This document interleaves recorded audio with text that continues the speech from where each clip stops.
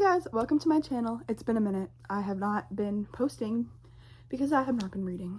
In today's video, I'm going to be talking about all the books that I read in the month of October and technically September, and then I'm going to be talking about all the books that I want to read in the month of November. So if you guys haven't noticed, I've not posted since my August wrap up, and that's because in the month of September, I read 0 books. And I don't know if it's because the month of August was like my best reading month ever, and so then in September, like I just kind of ran out of fuel because I like read so much in August. But I did not read at all in September. I shouldn't say I didn't read. I read like little bits here and there, but I did not finish a book in the month of September. But in the month of October, I read 3 books, which again is not great, but for me that's about average, I would say. About 2 to 3 a month. I'm not a really fast reader. Well, I am a fast reader, but I don't sit down and read as often as I should, and I'm like busy with like school and everything. So I try to read as much as I can, and this month I ended up reading 3 books. So let's get into what those books were. So the first book I finished in the month of October was Daisy Hates The Great Undoing. And if you've been following along with me, you know that I've been making my way through this series throughout the whole entire year. It's the Magnolia Parks universe. And so this is the 4th installment out of 5. And this follows Daisy and Christian, and then Julian, which is Daisy's brother. And it goes through the different POVs. I think I ended up giving this book a 3.5 or like a 4-star. I'll put the rating on the screen, but I don't remember exactly what I gave it. I was kind of disappointed by this book. Magnolia Parks A Long Way Home, which is the 3rd installment, I gave a 5-star read. That was my favorite book in the series so far. And I always just find that the Daisy Hates books, like about Daisy and Christian, I don't like them as much as I do the Magnolia Parks books, which follow Magnolia and BJ. So these ones are always kind of a lower rating for me, but it was good. It was nothing special, and I just feel like this book I really see hyped up. Like everybody loves this book so much, and so I didn't really get the hype, but it was okay. Definitely not my favorite, but definitely not the worst in the series. The first Daisy Hates was worst for me. The second book in the series, I did not enjoy that one. This one was better than that one, but still I like Magnolia and BJ better. Then the next book that I read was The Coworker by Frida McFadden. I'm slowly making my way through all the Frida McFadden books, and you know, the books are always good. They always are a fast-paced read. They keep you on your toes, and there's always that like twist at the end that makes it a really good thriller. So it was enjoyable. Again, I think it was another one that I gave like 3.5 or 4 stars. Nothing special, but it was good. It definitely wasn't her best thriller that she's written and the best thriller that I've read from her, but it was still pretty good and I enjoyed it. And then the final book that I read last month was What We Keep. And this is a book that I've been seeing Delaney Lynn here on like BookTube and Book Talk about. She said that it was amazing. She loved it. And I just wanted to read it. And basically it's about a firefighter and the girl that he saves. It's like a firefighter romance, but it's so much more. Like there's a lot more deeper topics that are discovered and like really talked about throughout the book, which is not really what I expected. I kind of expected it to be more lighthearted, but it was super good. I gave it a 4.75 stars. And the only reason that I didn't give it a 5 stars is just because I didn't really get that 5-star feeling. And I don't really know why. Like I was really close and I don't really know what would have made it a 5-star feeling, but it was still really good.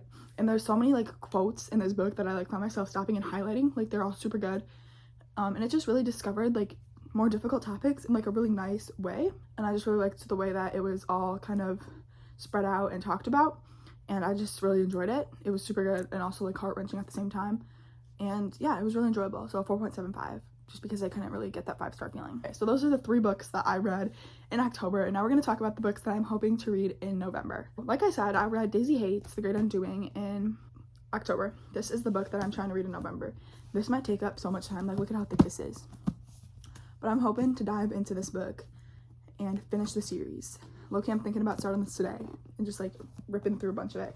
It is so thick. Like let's see how many pages. Like 700 pages. So if I read 100 pages a day, it'll take me a week. I'll try that. Maybe I can get through it, but I don't know.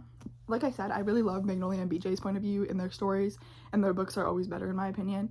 And after coming off of the last book, which I gave a 5-star, I'm super excited to read this one. And I feel like everybody online talks about how much they love this book and that this is their favorite book in the series. And it just like really talks about Magnolia and BJ, and I'm pretty sure that this is the last installment of Magnolia and BJ's story. And so I want to see what we learn about them, but also at the same time, like I don't want to say goodbye, but I have 700 pages, so it should be okay. Okay, then after I finish that book, I want to read Flawless by Elsie Siver. I really want to get into this Chestnut Spring series, but I am somebody that like cannot be in 2 series at a time. Like that stresses me out. And so I was waiting to get through all of the Magnolia Parks books before I've started this series, and I've been looking at this forever. This has been eyeing me up forever, and I'm super excited to finally get into it. This is like a cowboy romance from what I heard, and I think that every single book in this like series are technically interconnected standalones, but they are recommended that you read them as a series, like in a certain order. So this is the first book, and I can't wait to get into it. Like I said, I was kind of hesitant starting it because I don't like being in the middle of more than one series, so I had to wait until I finished the Magnolia Parks universe. But now, after I finish that, I should be good to go with this. The next book that I want to read is Selling Sunshine. I feel like I've been talking about this one for a little while, maybe not, I don't know. This is just a quick, really quick, thin read, a nonfiction book from Mary Bonet, who is in Selling Sunset, my favorite show, just a little reality TV show. I'm sure everybody's heard of it. It's really popular nowadays. And I just want to read about this. It talks about her life. She went through a bunch of different things in her life. There's a little like blurb on the front, and it says, surviving teenage motherhood, thriving in luxury real estate, and finally finding my voice. So basically it's just a story about how she became one of the most successful real estate agents in California, and just everything that has happened in her life prior to being on Selling Sunset. The last book that I want to read in November is Divine Rivals by Rebecca Ross. And this is a book that I DNF'd. I made it about this far, and because it was in the middle of the summer and it just wasn't really the vibe. So I think I want to pick this back up. I always said I wanted to pick this back up in the fall time, where it's like kind of a cozy read. Basically this talks about like, this is magical realism, I think, and it's like a fantasy. Actually, I think it's a fantasy. But I've heard obviously so many good reviews about this, so I want to pick it up in November. Maybe like around Thanksgiving break I can dive into this, because I always like to read a lot in there. And so this is one, and you guys, I talked about this in the books that I wanted to read video, like, or all my books on my physical TBR, and everybody was recommending that I need to dive into this book. So you guys really like it, and I'm super excited for it, so I hope to get into it. So those are all the books that I obviously read last month, and then I also talked about the books on my TBR. Again, I have 4 books on my TBR because I don't read that much as I should, and as much as I wish I could. But really, I don't think I'll be able to finish all these. Maybe I could. I'm hoping to. But this is the first one I'm going to dive into. And again, it's really thick. This will take me a long time. Hopefully I can get it done in a week. But, you know, even if I get it done in 2 weeks, I'll be really happy. But I don't really know if that's going to happen. And then maybe I'll read this as like a little filler. And read this.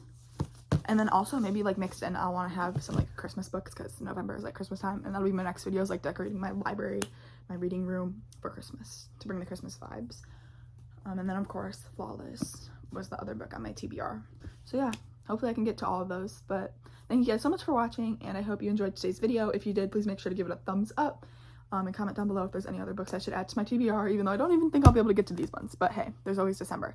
And actually, comment down below any like Christmas reads that you want, because that'll be in my December video. But with all that being said, thank you guys so much for watching, and I hope you have an amazing day. And as always, happy reading. Bye guys!